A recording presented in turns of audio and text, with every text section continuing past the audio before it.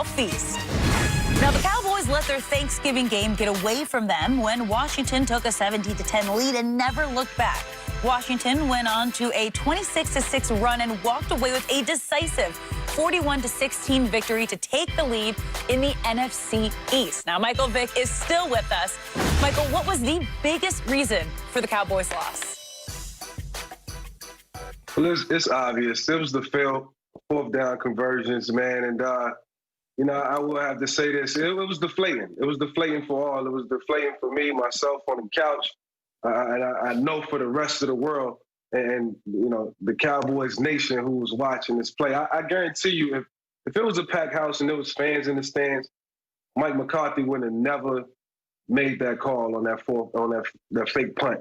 You know, I can understand the 4th and 1, you know, to a certain degree, you know, but, you know, to leave the team backed up, you know, after they've been playing so well, playing with a lot of confidence and some bravado, you know, they were showing a lot. They was fighting. And, you know, I felt like they was being really competitive and they was in the game.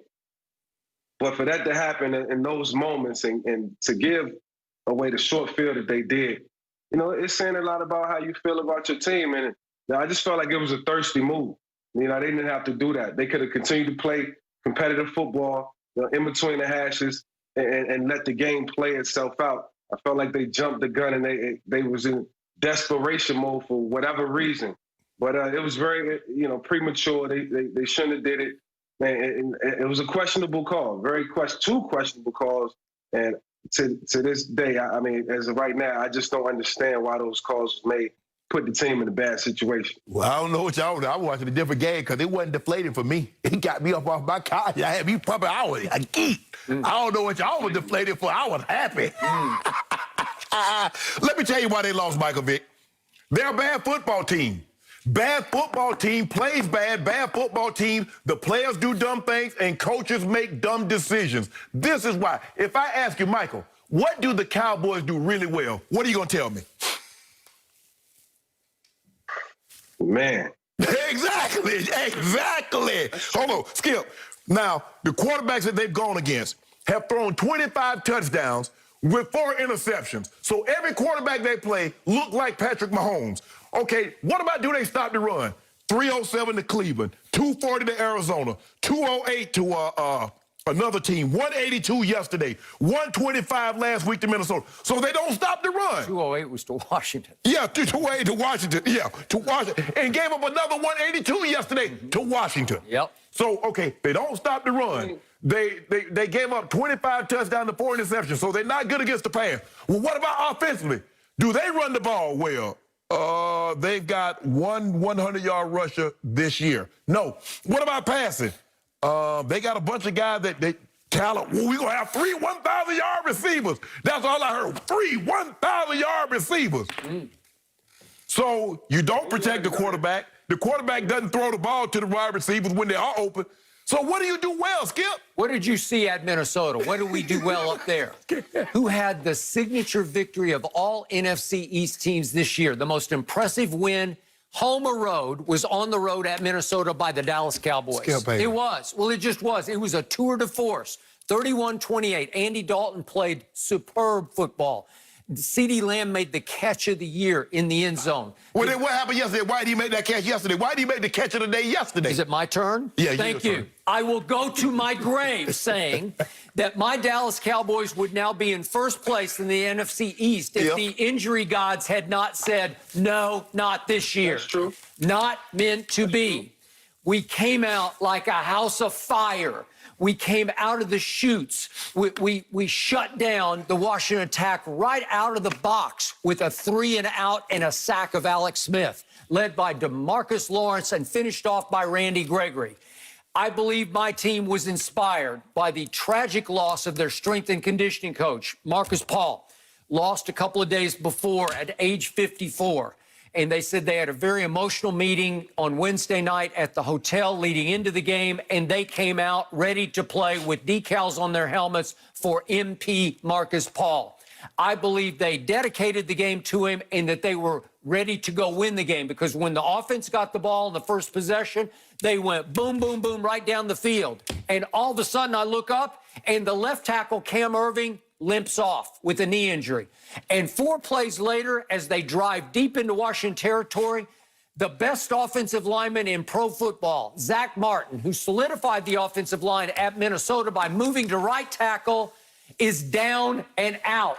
He is in anguish on the field because he had a little bit of a pulled calf in practice last week, was questionable, and it went completely out. It is now a ripped calf muscle. I don't doubt that he'll miss the rest of the year.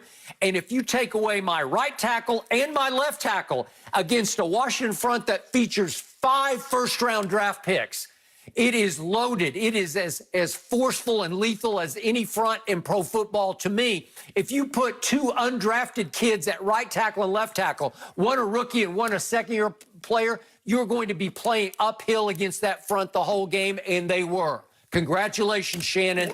The injury gods picked you.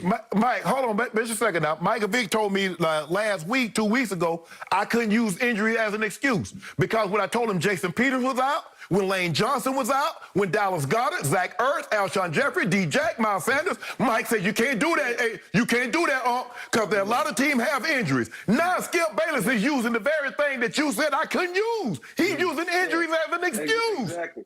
That's the reason why I didn't mention the injuries. Yes, that's evident that this team has been, hampered by injury all season. But you look around the league, who else, hasn't been, hampered or decimated by injury? It's going to happen.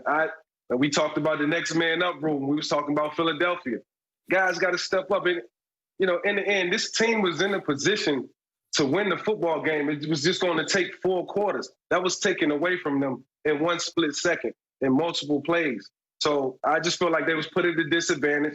They had their opportunities. Andy Dalton wasn't playing bad. The score was, it was like 17-10. It was 10-10 when he went for it on 4th down. By the way, quick question on the Eagles. Do they have 2 undrafted kids playing their tackles? Is that who they went to? Hold on. Stop it. Hold on. And Mike Vick, was Big Jason Peters there when you were there?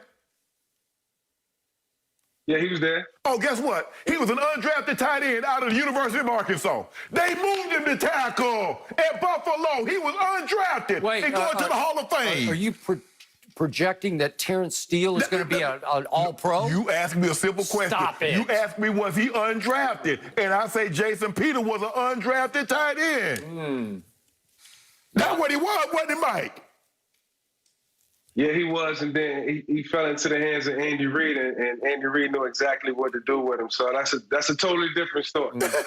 And I will be the first to admit publicly that my team hung in, as Michael Vick points out, and they still fought, and it still came down to my man, CeeDee Lamb, who I raved about yesterday on the show, dropping a touchdown pass from Andy Dalton, hit him right in the wrong place, right in the hands, that would have tied the score going to the 4th quarter. I thought that was an even more crushing play than the fake punt.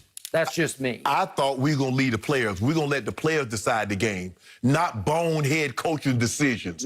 But you see, by bones? Yeah, no. I'm to Andy Reid, not Andy Reid, excuse me. Mike McCarthy, because he signed off on that. But at some point in time, y'all going to have to start giving Brett Favre and Aaron Rodgers more credit than what you do, because y'all made it seem like it was Mike McCarthy. But when you got 2 all-time greats at quarterback, shouldn't your record be good? Shouldn't you have gone to the Super Bowl at least once, Mike Vick? With those 2 guys, Aaron Rodgers and Brett Favre. You talking about guys that got almost 900 touchdowns between them, 5 MVPs. Come on, man. I respect Mike McCarthy, man.